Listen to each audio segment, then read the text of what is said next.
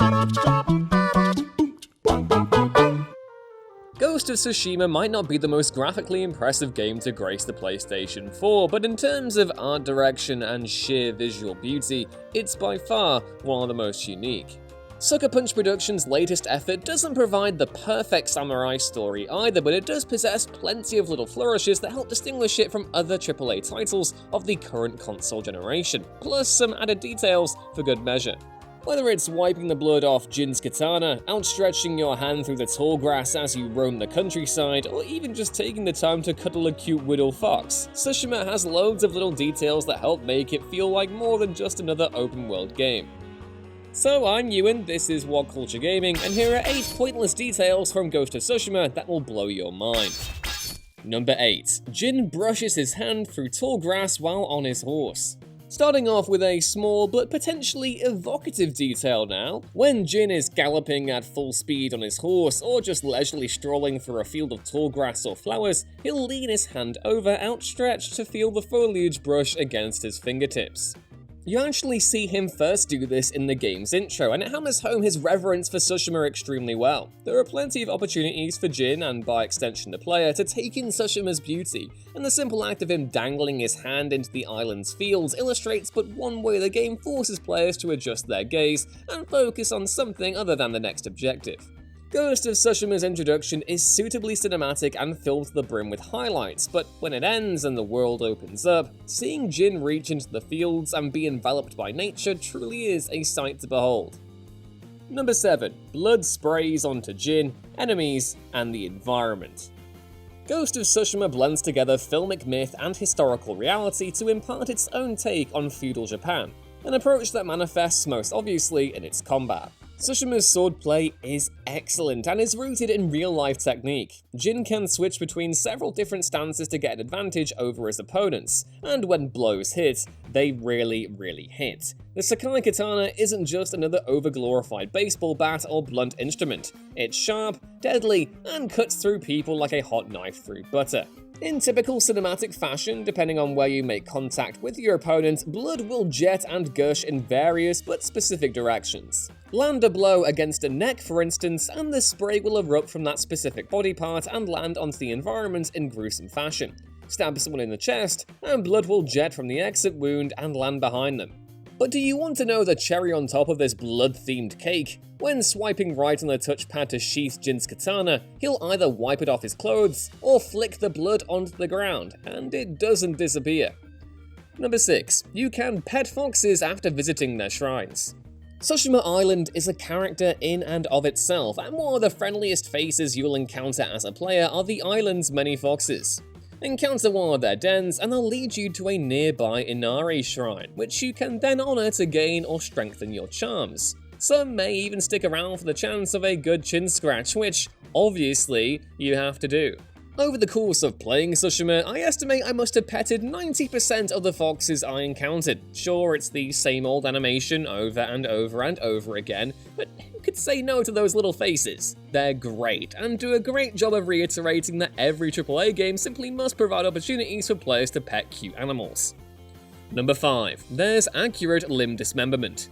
Going from cute foxes to things that aren't so cute now, but most encounters in Ghost of Tsushima are stylistically violent. What I mean by that is that they rarely ever devolve into a jib-filled bloodbath where limbs are flying and the whole screen turns red, but that isn't to say that they don't have the potential to skirt into that territory every now and again. As you play and develop Jin's skill set, you'll develop increasingly lethal kinds of attacks and stances. Eventually, you'll be able to dismember and even decapitate certain targets, and, much like the aforementioned streams of blood, it's all reflective of where you make contact with your sword. I'll avoid going into more detail for the sake of spoilers, but let it be known you can dismember opponents and no punches are pulled in the process. Number 4. Mongol eagles mourn their owners.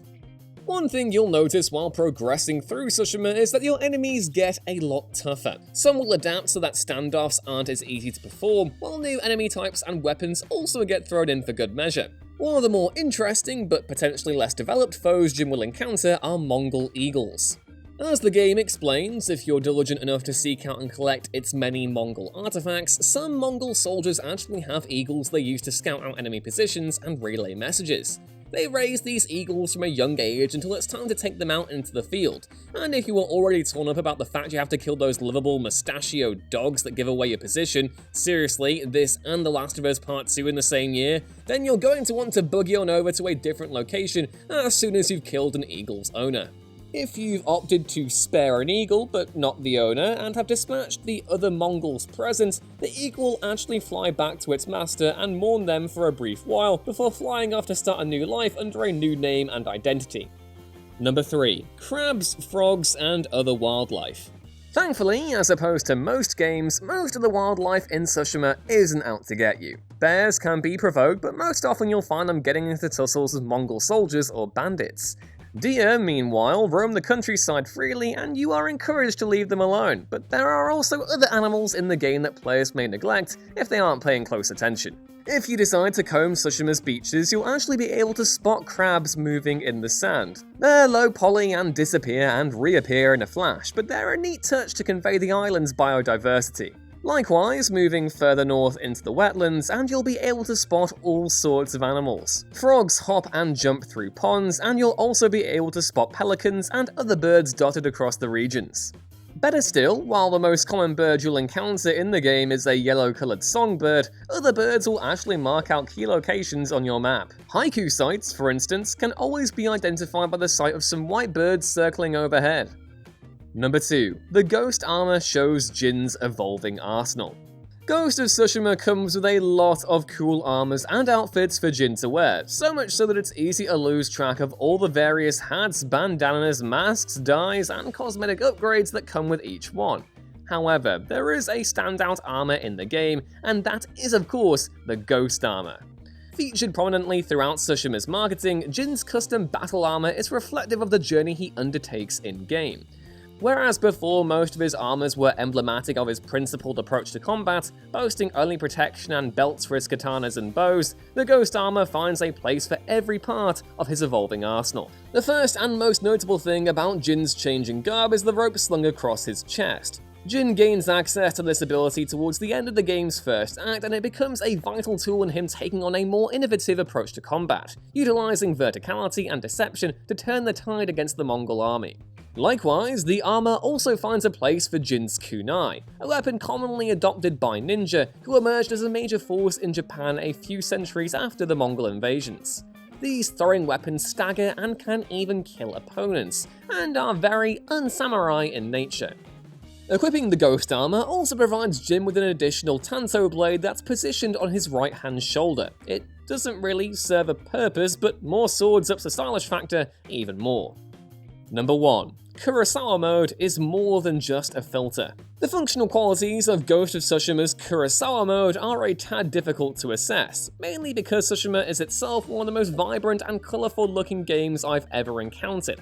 Filtering that out in black and white seems like an odd, if not novel choice, particularly when players need to utilise colour to navigate the environment. All that said, however, it's clear that Sucker Punch have put real effort into the mode, and that it's not just a filter that turns everything black and white. If you do wish to dabble in the mode, you'll notice a change in audio. According to Sucker Punch's Jason Connell, in a conversation with Entertainment Weekly, the studio's audio team, quote, had an internal tool that mimicked the sounds of old TV, and specifically megaphones, radios, TVs back to the 1950s, to better convey that cinematic feeling.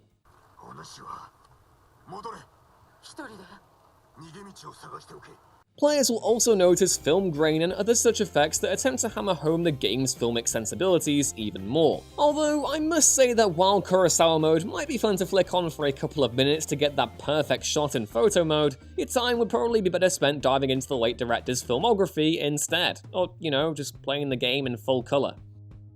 But I want to know if you've spotted any neat details going on in Ghost of Tsushima down in the comments below. Once you've done that, please be sure to like, share, and subscribe, and head back on over to whatculture.com/gaming for more lists and articles like this every day. As always, I've been Ewan. You can catch me on Twitter @EwanRuinsThings, and I'll see you next time. Bye!